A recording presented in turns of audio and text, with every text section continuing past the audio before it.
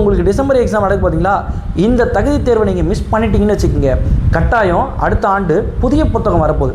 அந்த புதிய புத்தகத்தின் அடிப்படையில் தான் உங்களுக்கு கேள்வியே பார்த்தீங்கன்னா வரும். Welcome to Arignar Anna IAS academy. Common TET exam எப்போ நடக்க போகுது அப்படின்னம்னா, நமக்கு ஆனுவல் பிளானர் கொடுத்தது அடிப்படையில் நமக்கு அக்டோபர் மாதம் நோட்டிஃபிகேஷன் வந்து டிசம்பர் மாதம் எக்ஸாம் நடக்க போல இருக்குது. அப்போ டிசம்பர் மாதம் எக்ஸாம் ஊர்ஜிதமாகிடுச்சு.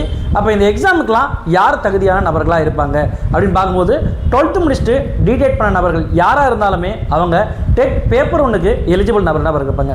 அதுவே பிஏ அல்லது பிஎஸ்சி படிச்சுட்டு பிஎட் பண்ண நபர்கள் டெட் பேப்பர் 2க்கு பார்த்தீங்கன்னா எலிஜிபிளாக இருப்பாங்க. அப்போ இவங்க 2 பேர் இந்த பகுதி மாணவராக இருக்கிற நபர்கள் எலிஜிபிளாக இருக்கிறன்னா இந்த எக்ஸாமை எப்படி எழுதி ஈஸியாக வெற்றி பெற முடியும் அப்படின்னா, ஒரு 3 மாதங்களில் இந்த எக்ஸாமை வெற்றி பெற முடியும்னா, இதை வந்து நீங்கள் நவம்பர் மாதம் கேட்டிருந்தீங்கன்னா கட்டாயம் சொல்லுவேன். 3 மாதம் தேவையில்லை, 1 மாதம் படித்தா கூட நீங்கள் வெற்றி பெற்றலாம்னு சொல்லலாம். ஆனால் இப்போ நடந்து முடியுது ஜூலை 4 மற்றும் 5 தேதியில் நடந்து முடிஞ்ச இந்த ஸ்பெஷல் டெட் எக்ஸாம் எழுதுனதுக்கப்புறம் சொன்னோம்னா, ஒரு நாளைக்கு குறைந்தபட்சம் 2 மணி நேரம், ஒரு 4லிருந்து 5 மணி நேரம் படித்தா மட்டும்தான் நீங்கள் என்ன பண்ண முடியும்னா இந்த எக்ஸாமை வெற்றி பெற முடியும். ஏன்னா இந்த எக்ஸாம் பொறுத்த வரைக்கும் கொஞ்சம் பேட்டர்ன் கொஞ்சம் கடினமாக தான் இருந்துச்சு. நீங்கள் ஈஸின்னு போட்டு நிறைய பேர் சொன்னாலும், ஈஸின்றது பார்த்தோன்னா யாருக்கு இருக்குன்னு பார்த்தீங்கன்னா, ஏற்கனவே படித்த நபர்களுக்கு அந்த கேள்வித்தாள் கொஞ்சம் ஈஸியாக இருக்கும். அது மட்டும் இல்லாமல் இந்த படிக்கக்கூடிய நபர்கள் டிஎன்பிசியில் எக்ஸாம் எழுதுகிற நபர்களாக இருந்தாங்கன்னா அவங்களுக்கு அந்த பேட்டர்ன் கொஞ்சம் ஈஸியாக இருக்கிற மாதிரி இருக்கும். ஏன்னா முதல் முறையாக பார்த்தோன்னா வந்து அந்த கூற்று காரணங்கள் கேள்விகளை நிறைய வந்து வச்சு கேட்டபோது இதுதான் பார்த்தோன்னா முதல் முறையாக இருக்குது. அப்போ இந்த கேள்வித்தாளுக்கு அடிப்படையில் நம்ம வந்து ரெடி ஆகணும்.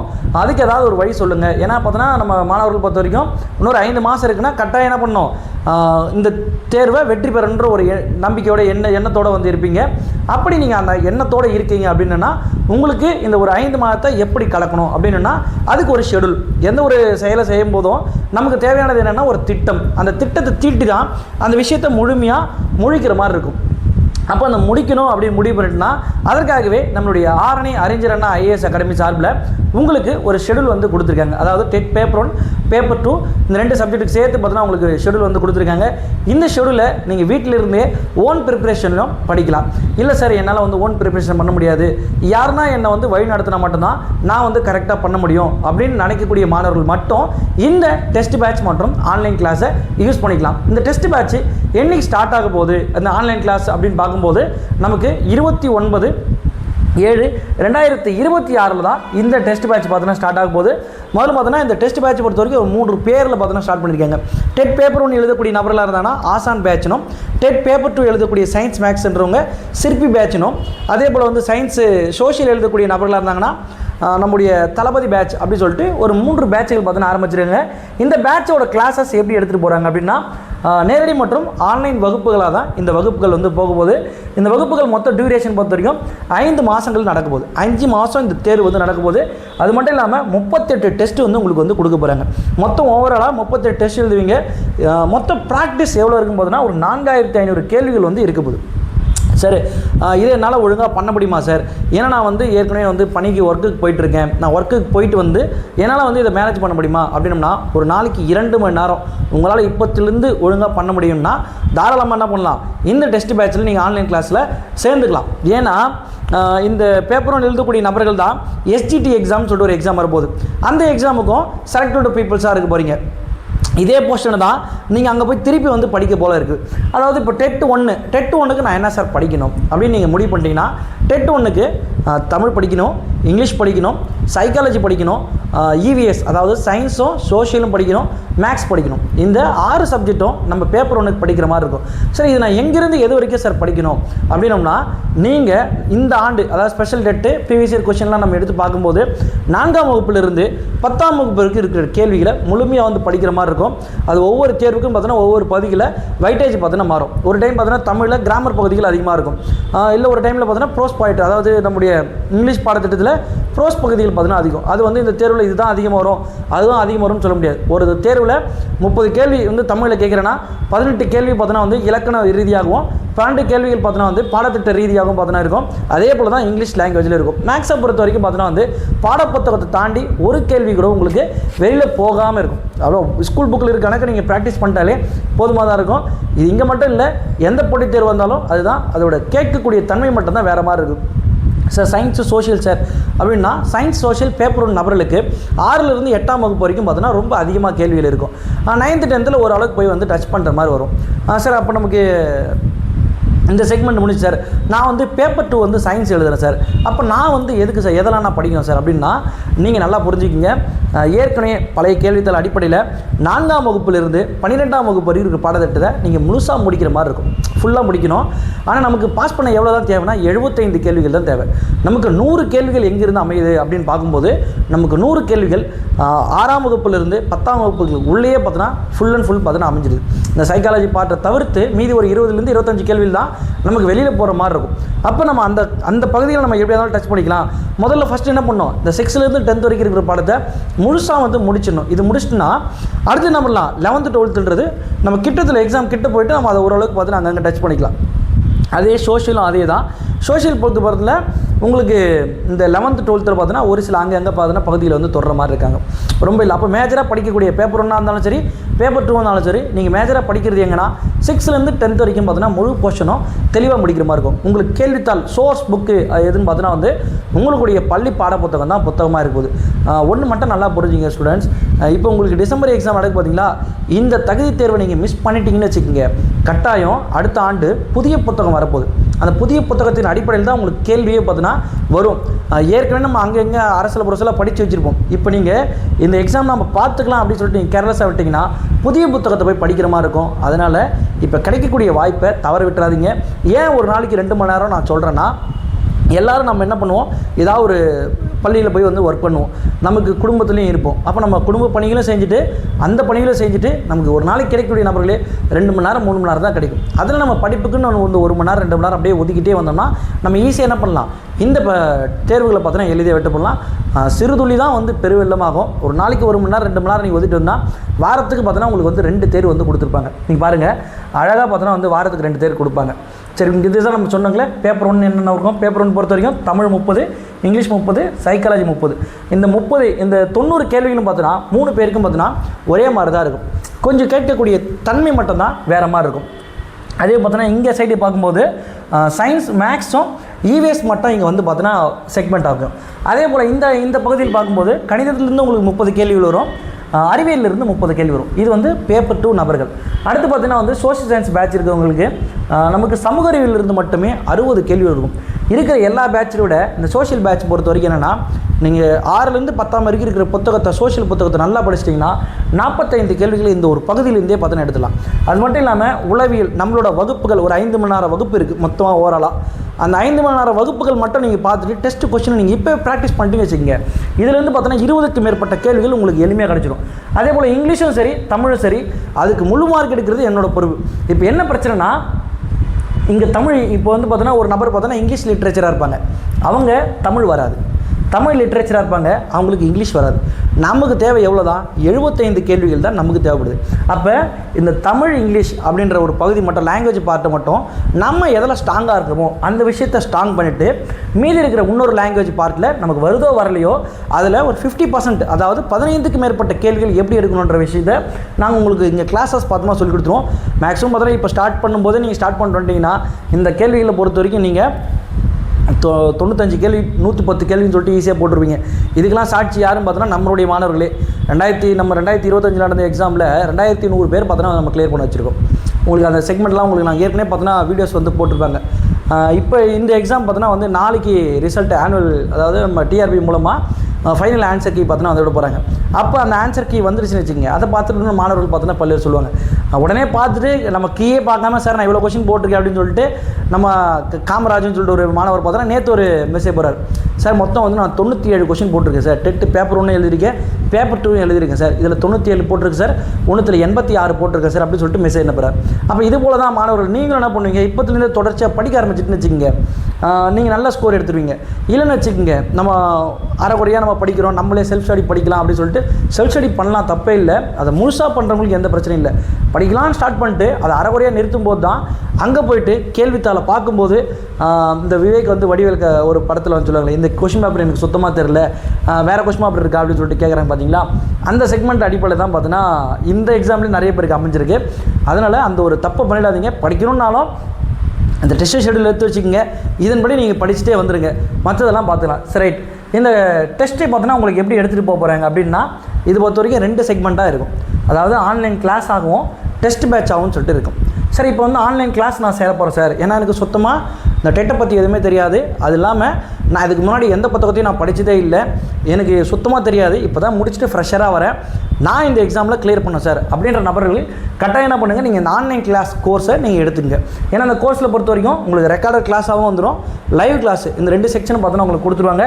லைவ் கிளாஸ் பொறுத்த வரைக்கும் நீங்கள் பயப்படாதீங்க. உங்களுக்கு எப்படியும் பார்த்தோன்னா வந்து ஈவினிங் டைம், அதாவது பார்த்தோன்னா ஒரு 7 மணிக்கு 8 மணிக்கு தான் உங்களுக்கு லைவ் கிளாஸ் சொல்லுவாங்க. வாரத்துக்கு 2 லைவ் தான் இருக்கும், ரொம்ப பயப்படலாம் வேண்டாம். அது இல்லாமல் அந்த லைவ் கிளாஸ் மிஸ் ஆனாலுமே உங்களுக்கு ரெக்கார்ட் பண்ணி கொடுத்துருவாங்க. மேக்ஸிமம் சப்ஜெக்ட்ஸ்லாம் பார்த்தோன்னா உங்களுக்கு ரெக்கார்ட் கிளாஸ் கொடுத்து ஃபுல்லாக கவர் பண்ணிவிடுவாங்க. லைவ் கிளாஸ் பொறுத்த வரைக்கும் வந்து உங்களுக்கு ஒரு மென்டார் செக்ஷனாகவும் வந்துருக்கும். அது மட்டும் இல்லாமல் அந்த மேக்ஸ் சப்ஜெக்ட் போடும்போது ஒரு சில கேள்விகள் உங்களுக்கு புரியாது, உங்களுக்கு லைவாக பார்த்தோன்னா சொல்லிக் கொடுக்கும்போது இன்னும் உங்களுக்கு பார்த்தோன்னா தெளிவாக புரியறதுக்காக அந்த செக்மெண்ட் சொல்லுவாங்க. அதே போல் வந்து பார்த்தோன்னா இந்த செக்மெண்ட்டில் டெஸ்ட் பேட்ச் அப்படின்றது பார்த்தோன்னா ஆட் ஆகிடும்.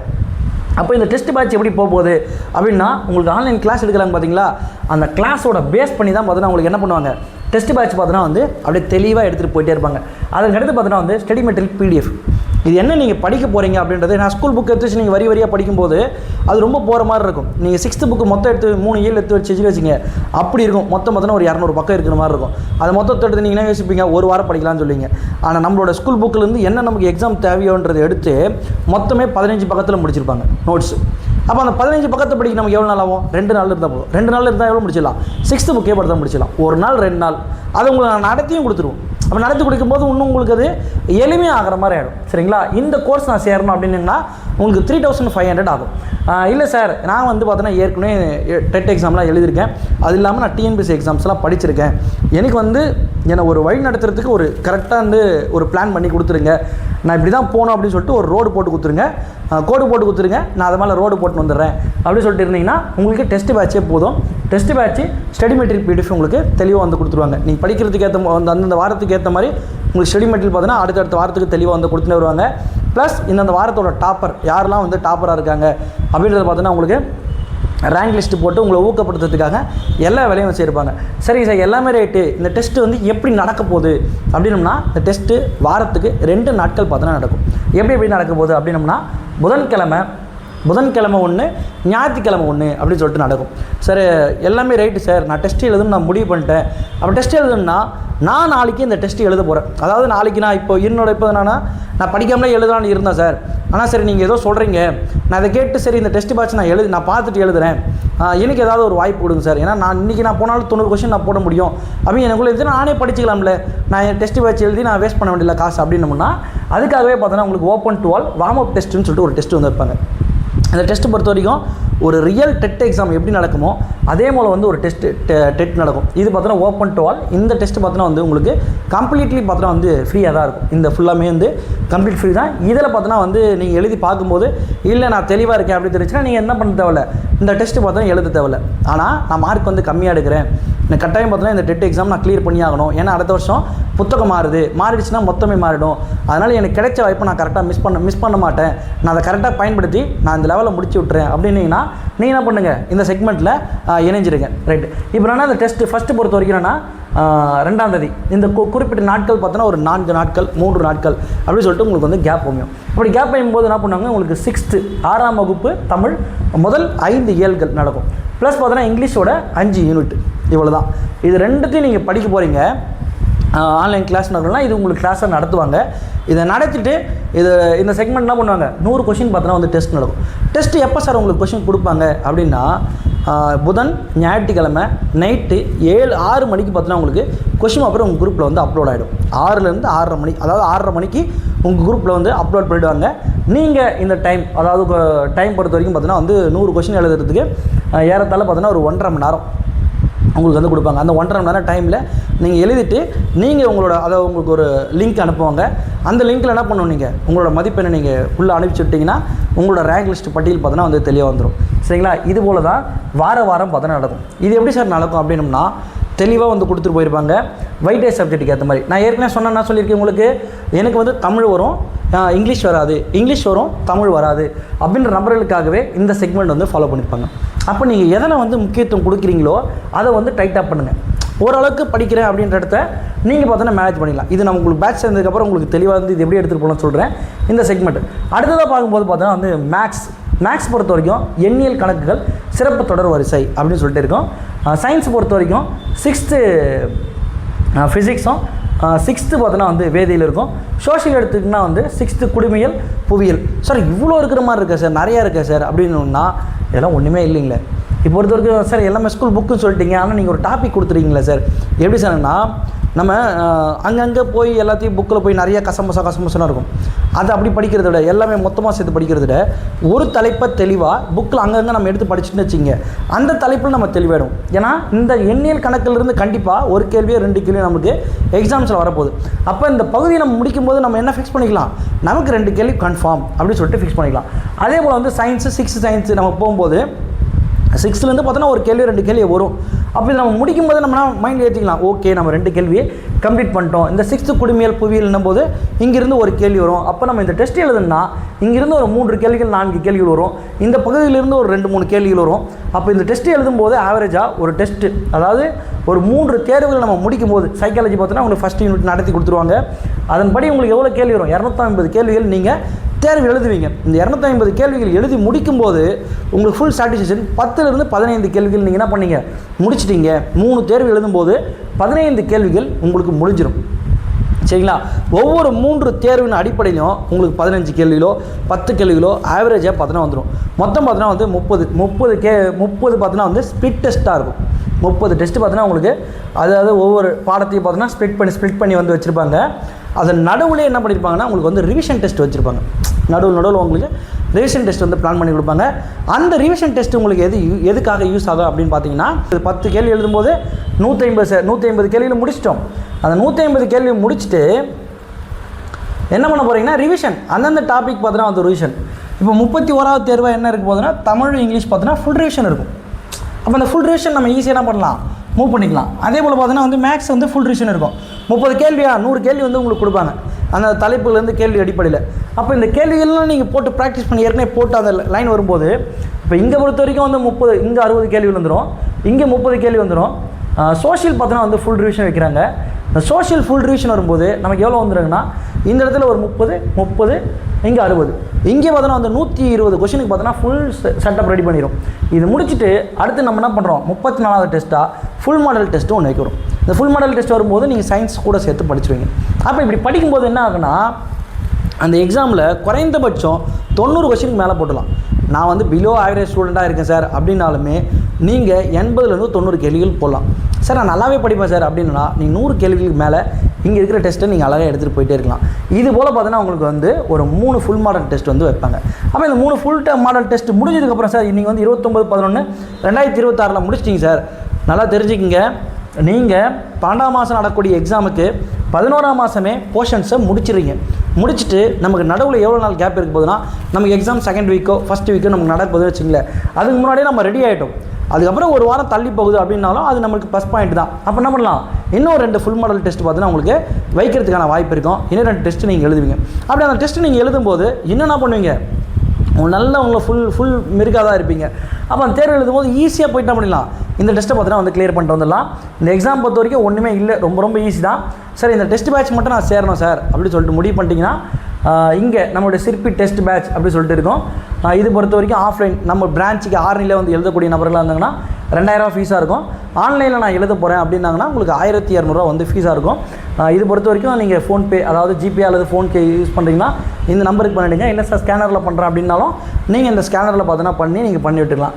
இந்த பேமெண்ட் செலுத்தியதுக்கப்புறம் என்ன பண்ணலான்னா, இந்த ஸ்க்ரீன்ஷாட்டை 9363866200 அப்படின்ற எண்ணுக்கு ஒரு வாட்ஸ்அப் பண்ணுங்க. அது மட்டும் இல்லாமல் உங்களுக்கு ஏதாவது சந்தேகங்கள் இருக்குது அப்படின்னாலும் 9363866200க்கும் 6383071031 அப்படின்ற நம்பருக்கும் நீங்கள் கால் பண்ணி எப்போ வேண்டுமானாலும் பார்த்தோன்னா கேட்டுக்கலாம்.